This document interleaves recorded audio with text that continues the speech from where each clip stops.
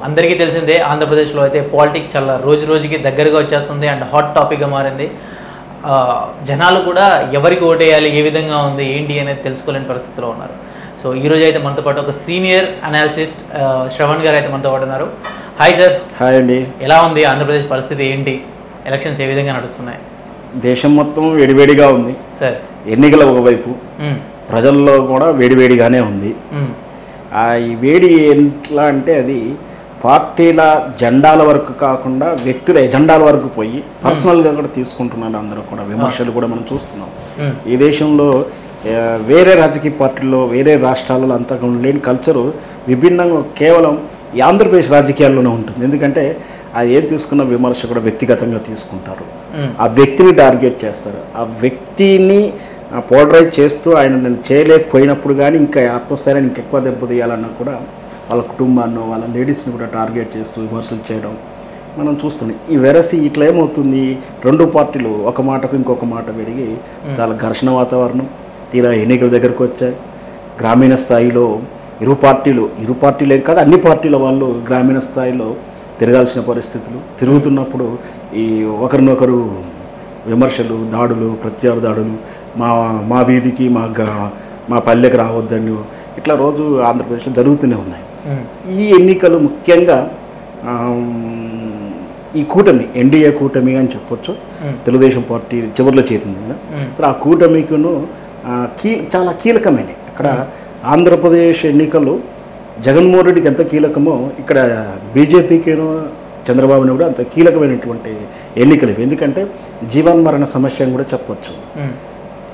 భారతీయ జనతా పార్టీకేమో సౌత్లో తన స్థానాన్ని ఉనికిని చొచ్చుకుంటూ వెళ్ళడానికి, ఒకవైపు నార్త్లేమో వాళ్ళకు ఎన్నికల్లో సీట్లు తక్కువ వస్తాయని ముందు నుంచి సంవత్సరన్నర కిందనే వాళ్ళకు రిపోర్ట్స్ ఉండడం, ఖచ్చితంగా సౌత్లో కొంచెం కాపాడుకుంటే కొంచెం మనం ముందుకెళ్తామన్న ధైర్యంతో తెలుగు రాష్ట్రాలని, సౌత్ రాష్ట్రాలని కాన్సన్ట్రేషన్ చేసి అటు జగన్ తోటి మైత్రి బంధంలో ఉంటూ ఇటు చంద్రబాబు నాయుడుతో కూడా మైత్రి బంధంలో ఉండడానికి కారణం కూడా అదే.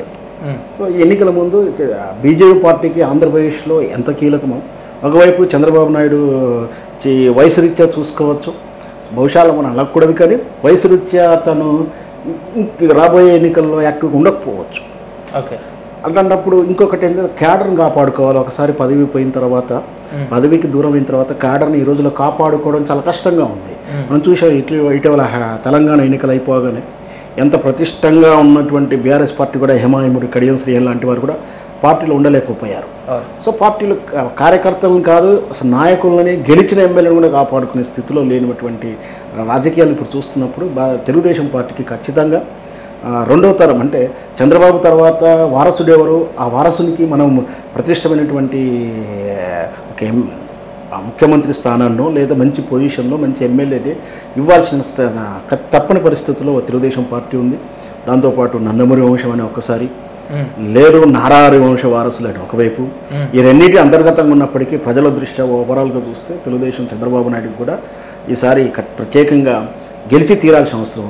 ఇంత పర్సనల్ ప్రెస్టేజ్గా తీసుకోవాలంటే ఒకవైపు జగన్, ఎందుకంటే జగన్ పరిపాలించిన కాలంలో ప్రజలకు ఏమి ఇచ్చాడు, ఏమందిందో అని తెలవకుండా ఒకసారి అధికారం కోల్పోయిన తర్వాత మళ్ళీ వెంటనే వచ్చే ప్రభుత్వాలు కక్షధోరణులతో ప్రవర్తిస్తున్న విధానాన్ని తాను ప్రవర్తించాడు. తెలంగాణలో రేవంత్ రెడ్డి వచ్చిన తర్వాత బీఆర్ఎస్ ప్రభుత్వాన్ని ఏ విధంగా కేసుల్ని హడావుడిగా చూస్తున్నప్పుడు ఖచ్చితంగా చంద్రబాబు నాయుడు జీవితంలో ఈ 46 ఏళ్ల జీవితంలో లేనటువంటి జైలు శిక్ష చిప్పకూడ అనేది తినిపించిన తర్వాత ఖచ్చితంగా జగన్మోహన్ రెడ్డి రేపు పొద్దున అధికారం పోతే ఖచ్చితంగా తాను మళ్ళీ జైలుకి వెళ్ళాల్సిన పరిస్థితులు ఉంటాయి. కాబట్టి అధికారాన్ని కాపాడుకోవడానికి తాను విస్తృతమైన కృషి చేస్తున్నారు. ఈ విధంగా ఒకరికొకరు గ్రామ స్థాయిలోకి వెళ్ళిపోయిన తర్వాత వాళ్ళ జెండాలు పట్టుకొని వాళ్ళ జెండాలు ఎక్స్ప్లెయిన్ చేస్తూ గ్రామస్థాయిలో తిరుగుతున్నారు. గ్రామాలలో ఒకవైపు ఎండ, తర్వాత వ్యక్తిగతంగా తీసుకోవడం మొత్తం హాట్గా ఉందని చెప్పారు. ఓకే, వ్యక్తిగతంగా అని చెప్పేసి మీరు అంటున్నారు. వ్యక్తిగతంగా ఒక మనిషిని ఇంకొక మనిషి అనుకోవడం వరకు ఓకే, ఇంట్లో వాళ్ళకి వెళ్ళిపోయి పిల్లల వరకు, తల్లి వరకు, భార్య వరకు ఇవన్నీ అనుకుంటూ రకరకాలుగా విమర్శించుకుంటూ ఉన్నారు. ఒకరినొకరు అనుకుంటూనే ఉన్నారు, ఇంట్లో వాళ్ళని కూడా తీసుకొస్తూ ఉన్నారు. ఇది ఎంతవరకు ప్లస్ అవుతుంది అంటారు? అంటే ఓట్లు పడడానికి ఇదేమైనా న్యాయంగా, అంటే ఇది ఏమైనా వర్క్ అవుద్దా, లేదు అంటే కావాలని అంటున్నారంటారా? వాస్తవానికి ఇది షాడిజం లక్షణాలు కూడా చెప్పొచ్చు. ఎందుకంటే మానసిక స్థితిని దాటిపోయారు ప్రజలు కూడా.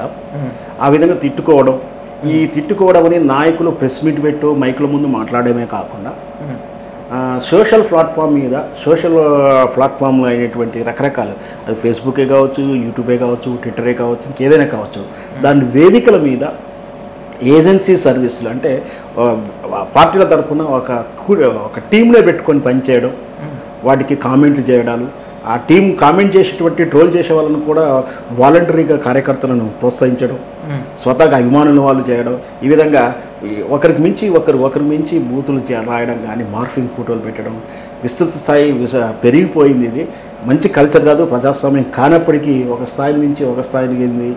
ఇక్కడ ఏంటంటే నువ్వు దొంగ నేను దొంగ, నువ్వన్నావా నేనన్నావా కాదు, ఒకరు ఈ పార్టీని అంటే ఇంకో పార్టీ వాళ్ళు ఇంకో రకంగా చేస్తున్నారు.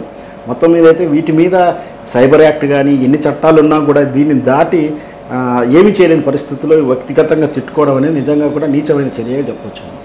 అంటే జనాల్ని పరిపాలించడానికి లీడర్గా ఎదగాలి, లీడర్గా ఉండాలి, నిలబడాలి, నేను ఒక సీఎం పొజిషన్లో ఉండాలి, ఎమ్మెల్యే పొజిషన్లో ఉండాలి అనుకునే వాళ్ళే, జనాలకు మంచి చేయాలనుకునే వాళ్ళే ఇలాంటి మాటలు మాట్లాడుతున్నారు కదా, దాని మీద మీ ఒపీనియన్ ఏంటి అనేది? అంటే ఇప్పుడు ప్రజలు కూడా నాయకుడు వచ్చి 4 మంచి మాటలు చెప్తే ఏదో మాట్లాడినట్టు కూడా లేదు.